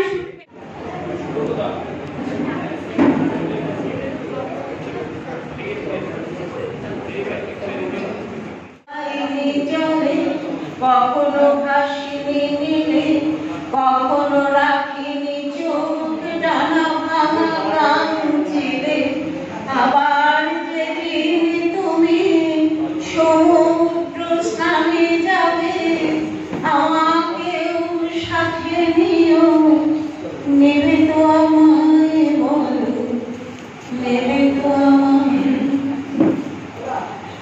আমি শুনেছি সেদিন নাকি তুমি তুমি তুমি মিলে তোমরা সকল বলে সভা করেছিলে আর সেদিন তোমরা নাকি অনেক জটিল ধাঁধা অনেক না বলা কথা তুলেছিলে কেন শুধু ছুটে ছুটে চলা একই একই কথা বলা নিজের জন্য বাঁচা নিজেকে নিয়ে বলো যদি ভালোবাসা নাই থাকে শুধু একা একা লাগে কোথায় শান্তি পাবো কোথায় গিয়ে বলো কোথায় গিয়ে আমি শুনেছি সেদিন নাকি এখনো গল্প লেখো এখনো গান গাও গান করে সরি প্রণাম দেবী এত ভীষণ এত কথা বলে গেলেন তার ভেতরে আজকে তো আমরা এখানে প্রধানত এসেছি যে ক্ষয়িষ্ণু সমাজের উপর যে বইটি লেখা হয়েছে অথবা আমাদের সহযোগিতার এবং আরো যে গ্রন্থগুলি 7-8টি প্রকাশিত হলো সমস্ত কিছুর জন্য একত্রিত হলাম। তো আমাদের যেটা এখন এই এত যে ক্ষয়িষ্ণু সমাজের জায়গা আমরা পৌঁছে গেছি তার প্রধান কারণ হলো আমরা এখন হাঁটতে জানি না। অর্থাৎ এখন আমাদের যে পরবর্তী যে সমাজ মানে আমাদের পরবর্তী প্রজন্ম তারা হাঁটতে শিখছে। আমরা ছোটবেলায় খেলতাম কিন্তু আমাদের পরবর্তী প্রজন্মরা মোবাইল ফোন নিয়ে বসে থাকে। এই আঞ্চলিক ভাষায় যে বললো মোবাইল ফোন নিয়ে সে টাওয়ার পাচ্ছে সব পাচ্ছে। তো এই যে বিষয়গুলো চলে আসছে না এইগুলো আর বাংলা ভাষার একটা পিছনের দিকে ফেলে দিচ্ছে। এই জানেন শিক্ষা অর্জনের একটা তালিকা প্রকাশিত হয়েছে। এইরকম ক্ষয়িষ্ণু সমাজের জায়গায় আমরা বাংলা ভাষাটাকে আর শেখাতে চাইছি না, কারণ চাকরি নেই। পশ্চিমবঙ্গে চাকরি নেই, চাকরিটাকে বাইরে করতে যেতে হবে, দিল্লি বোর্ডে পড়াশোনা করতে হবে। এবং আর্থসামাজিক অবস্থা এমন জায়গায় চলে যাচ্ছে যে আমরা চেষ্টা করছি, যিনি লেখক ছিলেন তিনি প্রকাশক হয়ে যাচ্ছেন, যিনি প্রকাশক ছিলেন তিনি আরো উপরের দিকে যাওয়ার চেষ্টা করছেন, সম্পাদক এখন কেউ নেই, সকলেই এখন হয়ে যাচ্ছেন কি প্রকাশনা সংস্থার মালিক। তো এই যে এখন একটা ক্রমবর্ধমান জায়গায় পৌঁছে গেছি, সেখানে যে লিখতে পারে না সেও ফেসবুকে হয়তো লিখে ফেলছে কবিতা, সেটাও আবার কোনো গ্রুপে প্রকাশিত হয়ে যাচ্ছে। এই এমন একটা প্রবাহমান সময়ের মধ্যে দিয়ে যাচ্ছি না যেখানে আমাদের বাংলা ভাষাটা অনেকটাই কলুষিত হয়ে যাচ্ছে। এবং সেই জায়গা থেকে যে কজন আমরা লিখছি বা এখনো ভাবছি তাদেরকে চেষ্টা করতে হবে আর এগিয়ে নিয়ে যাওয়ার। এবং মোবাইলে আমরা লিখলেও বা কম্পিউটারে আমরা লিখলেও চেষ্টা করতে হবে কিছু কিছু জায়গায় সংশোধন করা, যেটা তিনি বলছিলেন। যেমন আমরা পূর্ণ ছেলেটাকে অনেকে একটা করে স্পেস দিই, সেটা কিন্তু কখনোই আবার অনেকে পূর্ণ ছেলের পরেও একটা স্পেস দেন না। এই যে জায়গাটা আমি খুব সাধারণ জায়গা বললাম, এছাড়া কারণ বানান তথ্যের নদী দিচ্ছে, কারণ সুধা মানে সে তো মত, তো সেই তো বিষয়টা না, কিন্তু হঠাৎ টয়াকার দিয়ে দিচ্ছে। কোনোদিনও তো টয়াকার ছিল না, কিন্তু আমাদের কাজ করতে গিয়ে প্রতি মুহূর্তে দেখতে হয় এরকম অনেক বানান সমস্যা, ওই মুহূর্ত বানান তো মুহূর্তে ভুল করছে। তো এই যে জায়গাগুলো হচ্ছে না, এইখান থেকে আমাদের এগিয়ে আসতে হবে। আমাদের সমাজকে এগিয়ে নিয়ে যেতে গেলে আমি কি দিচ্ছি, আমার দিকে সবার আগে নিজেকে দেখতে হবে। নিজের জায়গায় আমরা নিজেরা করি না, এই এখন একটু সম্মান পেলাম, নিজে একটা ছবি পোস্ট করবো, হয়ে গেল ব্যাস। বাট এই যে এতগুলো মানুষ লিখলে, এই যে পরিচিত সমাজ নিয়ে যে বইটি লেখা হয়েছে, বা পৌঁছিমনা রচনা নিয়ে যে বইটি লেখা হয়েছে, কত কষ্ট আছে এর পেছনে। আমরা এখন না আমাদের কষ্টগুলোকে নিয়ে লিখি না, আমরা যা পাচ্ছি যা আনন্দ হচ্ছে সমস্ত কিছু নিয়ে লিখে ফেলি। ওই কখনো একটা বুঝু উঠলো, কেউ একজন মারা গেল, সবাই রাস্তায় নামছে, মোমবাতি করছে, আমাকেও ধরতে হবে। এই জায়গাগুলো থেকে বেরিয়ে না আমাদের অন্তরটাকে আরো বুঝতে হবে। আমাদের অন্তরে এখানে অনেকেই বলছিলেন সবার জীবনে অনেক সমস্যা থাকে, অন্ধকার থাকে, সেখান থেকে মুক্তি পাওয়ার জন্যই আমরা আলো খুঁজি, এবং আমরা আলো খুঁজে নিই হচ্ছে আমাদের লেখনীর মধ্যে দিয়ে, এবং বাংলা ভাষাটা যারা শ্রুতিমধুর করতে পারি। তো সেই জায়গাটা দাঁড়িয়ে আমাদের লেখাকে যেমন আরো শ্রুতিমধুর করতে হবে, তেমনি সকলের লেখা পড়তে হবে। ভালো লেখা, খারাপ লেখা, যাই হোক না কেন, এই না রাজ্যের জায়গায় দাঁড়িয়ে হ্যাঁ রাজ্যে আমাদের পৌঁছতে হবে। কবিতাটা না কবিতা থেকে হ্যাঁ কবিতা আমরা অনেকে পৌঁছে গেছি, কিন্তু আমাদের রাজ্য, আমাদের দেশ আজকে এমন একটা জায়গায় চলে গেছে, সেখান থেকে আমাদের মুক্তির পথ খুঁজে নিতে হবে। এইটুকুই বলবো। প্রচুর মানুষ রয়েছে, সকলের কবিতা শুনছি, ভালো লাগছে, আমরাও শিখছি। আরো এগিয়ে চলুন, আমাদের কাব্যছন্দে বর্ণমালায় পরিবার, এবং আপনারা সকলে লিখুন, সাথে থাকুন।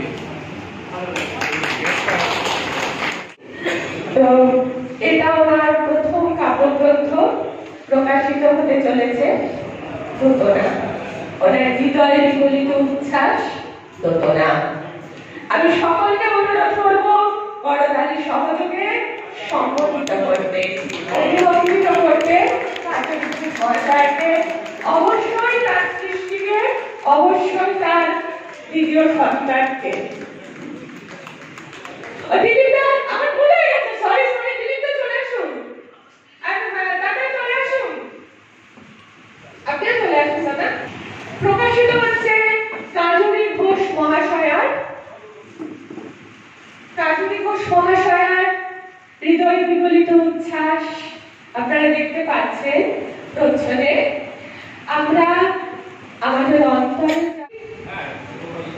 প্রবাল গঙ্গোপাধ্যায় মহাশয়ের আরেকটি পরিচয় আছে, উনি ভীষণ সুন্দর গান লেখেন, সুর গান করেন, এবং গান গান। আমি কিন্তু অবশ্যই শুনবো, গান শুনবো, কবিতা শুনবো, সবই শুনবো, সঙ্গে বিশিষ্ট সাংবাদিক। এবার আমি স্নেহধন্য, অনেকটা স্নেহধন্য বরং চক্রবর্তী মহাশয়। আমি যদি আমার এখন বন্ধু প্রকাশ করি, আগের দিনও যদি বলি যে তারা তোমাকে আসতে হবে, আমার বইটা কিন্তু প্রকাশিত হবে, তারা দৌড়ে চলে আসে।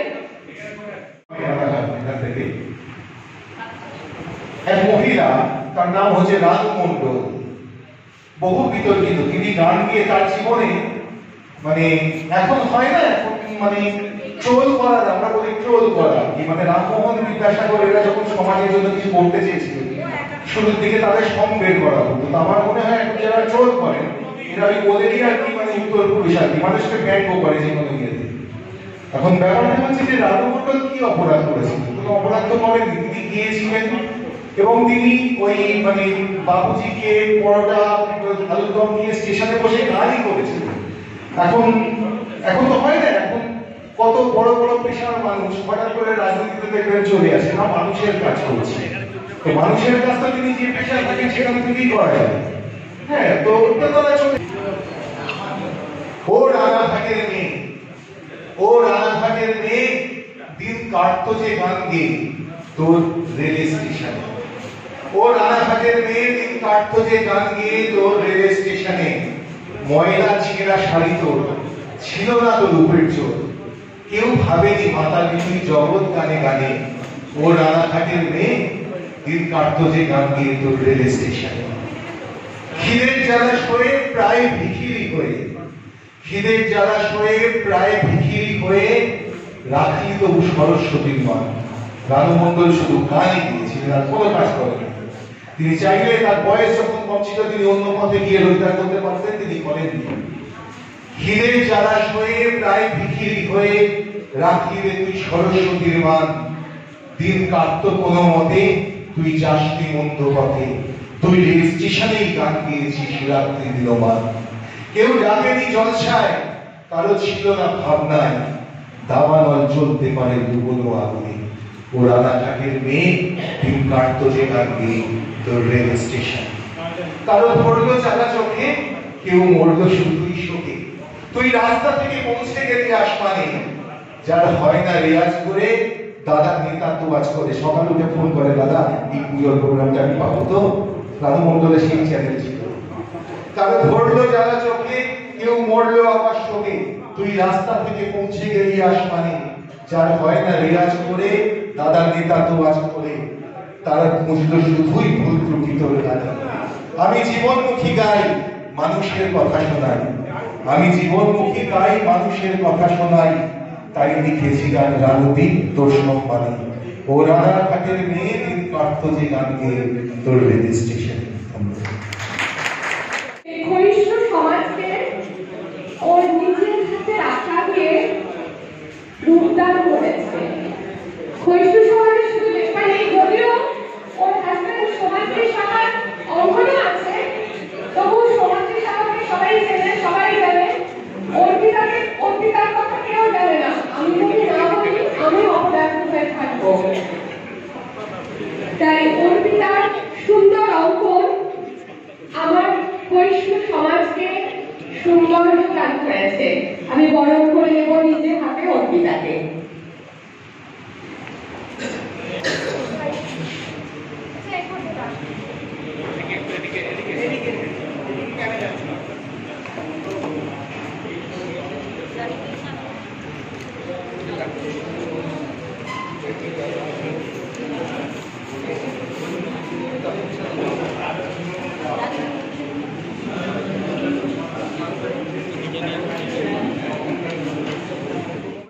ওদের বঞ্চিত করেছি, বলেছিলাম চেষ্টা করবো, আসতে পারিনি। আজকেও একটু মধ্য সময় এসেছি, কলকাতার একটা অনুষ্ঠান স্পর্শ করে। যে কথা বলছি, সময়টা খুব একটা ভালো নয়। যে নৈরাজ্য, যে অসভ্যতা, যে নিষ্ঠুরতা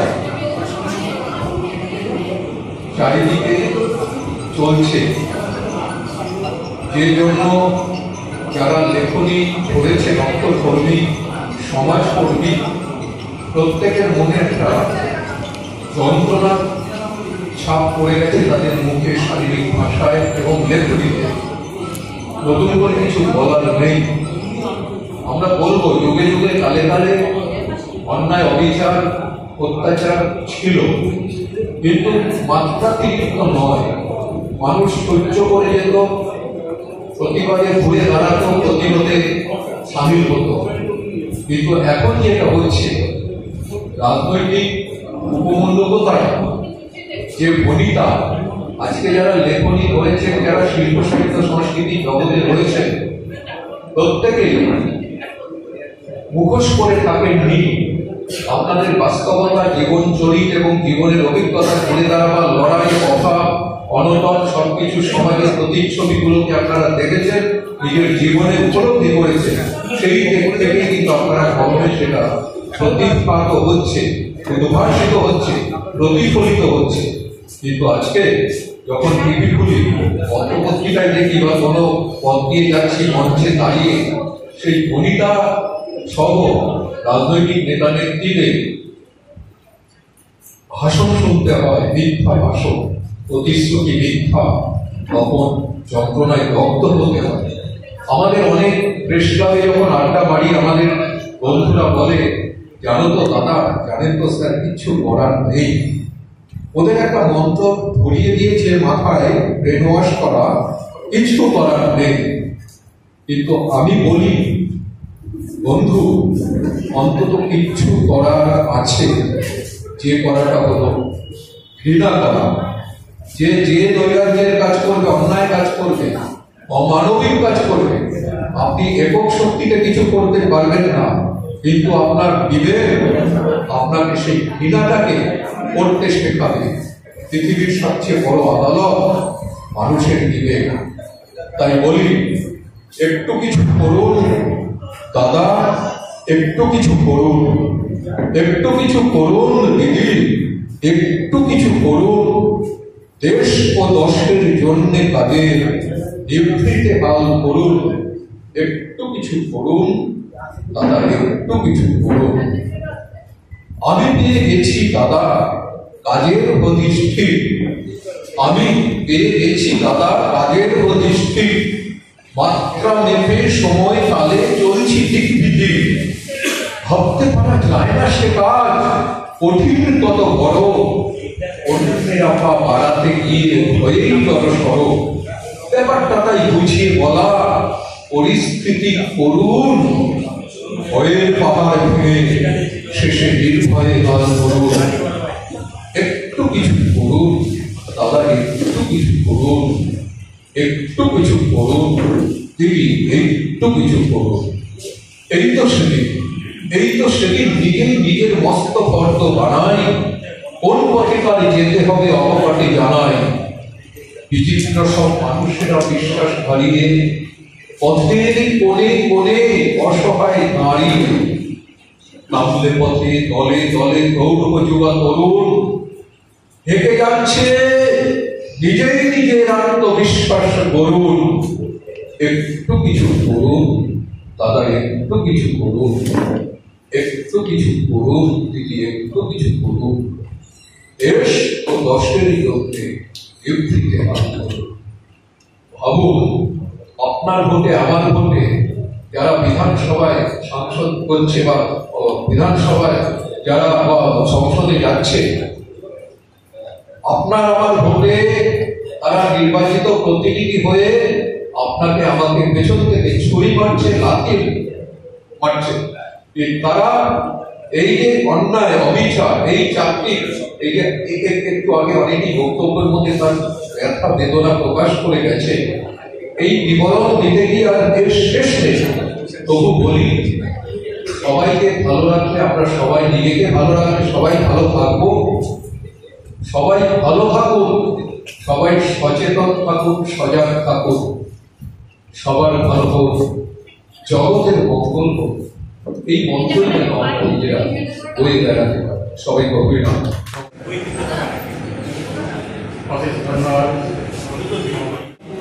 চাল চাল চাল, যেতে হবে কর্মক্ষেত্রে দুশ্মন করতে বাদ। বিশ্বাসঘাতক বিদেশিরা করে স্বদেশে হামলা, দুর্ধর্ষ সেনা হয়ে দেয় ওদের উচিত শিক্ষা। চাল চাল চাল, চালবে সেনা চাল, অস্ত্র হাতে এগিয়ে চলবে বৈশাখী ঝড়। সংগ্রামিতদের জয় হবে করে নিশ্চয়, এগিয়ে চল জয়ের নেশায়, না দেখে বিপর্যয়। চল চল চল, চলবে সেনা চল, রক্ত ক্ষয়ী সংগ্রামী করা, অস্ত্র উঠিয়ে চল। তোরা উল্কা, তোরা শক্তি, তোরা বিদ্যুৎ তার বাড়ি, মাটি মানুষে ভক্তি রেখে ধর বন্দুক তার বাড়ি। চল চল চল, চলবে সেনা চল, দুশ্মনদের আতুরে ঘর করতে এবার বিলয়। দুশ্মন মুক্ত রাষ্ট্র করতে বেঁচে যাওয়া অবদান, ভারত মাতার সৈনিক তোরা বীর নির্ভীক সন্তান। চল চল চল, চলবে সেনা চল, স্বদেশ শত্রু ধ্বংস লীলায় করিস না কেউ ছল। দুশ্মন মধ্যে এগিয়ে যা, বিজয় রেখে ধ্যান, সশস্ত্র সৈনিক তোরা অতি তীক্ষ্ণ তোলার না। চল চল চল, চলবে সেনা চল, দেশ স্বার্থে এগিয়ে চল, না হয় চঞ্চল। সুচক্র মাটি দিয়ে কখনো করবি না করছে, শহীদ হয়েও রক্ষা করবি সংবিধানের অনুচ্ছেদ। চল চল চল, চলবে সেনা চল, রণ উন্মাদন এগিয়ে চল, মারো মারো রব। এক হস্তে বন্দুকার, অন্য হাতে পতাকা, বিজয় গুণে এগিয়ে যা, অর্থে স্বদেশ রক্ষা। চল চল চল, চলবে সেনা চল, ওই শোন বাজে শুদ্ধ দেরি, দুশ্মনদের আক্রমণ। দোদুল্যমান রণে করে সেনাপতি হুঁশিয়ার, মারো বলি দেখাও এবার যুদ্ধ অহংকার। Thank you.